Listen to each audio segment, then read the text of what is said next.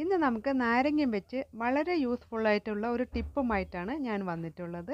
അതെങ്ങനെയാണെന്ന് നോക്കാം. ഫ്രഷ് ആയിട്ടുള്ള നാരങ്ങ വേണമെന്നൊന്നുമില്ല. കുറച്ച് പഴകിയ നാരങ്ങയായാലും കേടുവന്നതാണെങ്കിലും കുഴപ്പമില്ല. അതിനിതുപോലെ നമുക്ക് മുറിച്ച ശേഷം നമുക്ക് അതിലേക്ക് ചേർത്ത് കൊടുക്കുന്നത് 1/2 ടീസ്പൂൺ ഉപ്പാണ് കേട്ടോ. ഞാനിവിടെ ഉപ്പ് കൂടെ ഇതിൽ ഫുള്ളായിട്ട് ഇങ്ങനെ നാരങ്ങൻ്റെ ഭാഗത്ത് ഫുള്ളായിട്ട് ഇതുപോലെ അങ്ങനെ സ്പ്രെഡ് ചെയ്ത് കൊടുക്കാം. നാരങ്ങയും ഉപ്പും കൊണ്ട് ഇതുപോലെ ഒരു സൂത്രം ചെയ്യുകയാണെങ്കിൽ നമുക്ക് പെട്ടെന്ന് തന്നെ റിസൾട്ട് കിട്ടുന്ന ഒരു വിദ്യയാണ് കേട്ടോ അത്. നമുക്കിത് പലതരത്തിലുള്ള ഉപയോഗത്തിന് നമ്മൾ ഉപയോഗിക്കുന്നുണ്ടെങ്കിലും പെട്ടെന്ന് തന്നെ നമുക്ക് റിസൾട്ട് കിട്ടും. അതുപോലെ തന്നെ അത്ഭുതമായിട്ട് തന്നെ നമുക്ക് തോന്നാവുന്ന ഒരു ചെറിയൊരു ടിപ്പാണ് കേട്ടോ. കണ്ടു നോക്കൂ. ഇതാ കണ്ടോ, നിറം മങ്ങിയിട്ടുള്ള ഒരു ബ്രാസിൻ്റെ ഫ്ലാസ്കാണിത്.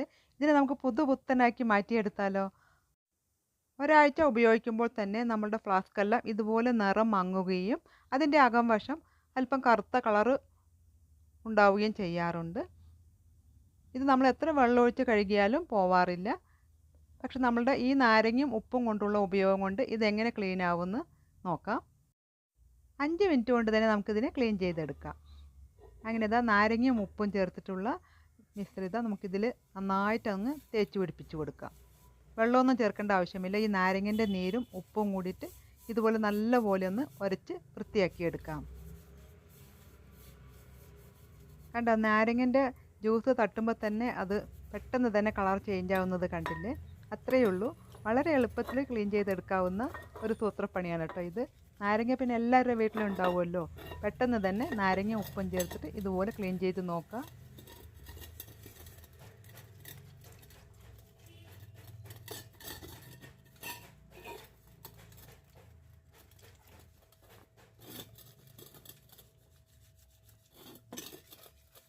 ഇങ്ങനെ തേച്ച് പിടിപ്പിച്ച ശേഷം നമുക്ക് നല്ല വെള്ളം ഉപയോഗിച്ചിട്ട് നന്നായിട്ടൊന്ന് കഴുകിയെടുക്കാം. കണ്ടോ, നമ്മളുടെ ഫ്ലാസ്കിൻ്റെ കളറ് കണ്ടില്ലേ? നല്ല ബ്രൈറ്റായിട്ട് തന്നെ കിട്ടിയിട്ടുണ്ട്. നല്ല ബ്രാസിൻ്റെ അതേ കളർ തന്നെ വന്നിട്ടുണ്ട്.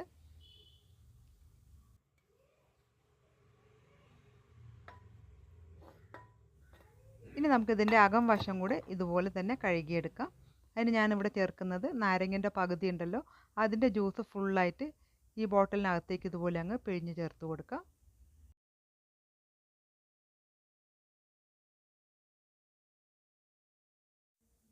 പിന്നെ 1 ടീസ്പൂൺ ഉപ്പ് കൂടെ അതിനകത്തേക്ക് ഇട്ട് കൊടുക്കാം. പിന്നെ ഇതിലേക്ക് ചേർക്കുന്നത് അല്പം വാളംപുളിയും കൂടി ചേർത്ത് കൊടുക്കാം. കുറച്ച് വെള്ളം കൂടി നമുക്കിതിലേക്ക് ഒഴിച്ചു കൊടുത്തിട്ട് അടപ്പ് കൊണ്ട് അടച്ച ശേഷം നമുക്കിതിനെ നല്ലപോലെ ഒന്ന് കുലുക്കി വൃത്തിയാക്കിയെടുക്കാം. എല്ലാ ഭാഗത്തേക്കും അതിൻ്റെ കറുപ്പ് കളറൊക്കെ പോകാൻ വേണ്ടിയിട്ടാണ് ഇതുപോലെ നന്നായിട്ടൊന്ന് ഷേക്ക് ചെയ്ത് കൊടുക്കാം.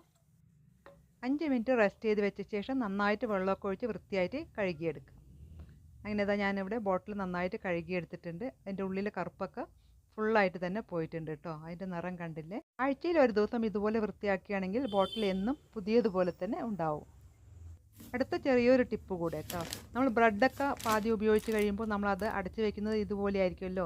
ഇതുപോലെ അടച്ച് വെക്കാതെ ആ കവർ കൊണ്ട് തന്നെ നമുക്കതിന് നല്ല ഫ്രഷായിട്ട് നല്ല ടൈറ്റായിട്ട് തന്നെ നമുക്ക് അടച്ച് വെക്കാനായിട്ട് പറ്റും. ഇതുപോലെ തിരിച്ചിട്ട് ശേഷം ആ കവർ കൊണ്ട് തന്നെ ഇങ്ങനെ താഴേക്ക് ഇതുപോലെ അങ്ങ് ഇറക്കിയിട്ട് നല്ല സ്റ്റിഫായിട്ട് വെക്കാനായിട്ട് പറ്റും. എങ്ങനെയുണ്ട് ഈ ടിപ്പ്? ഇഷ്ടമായോ?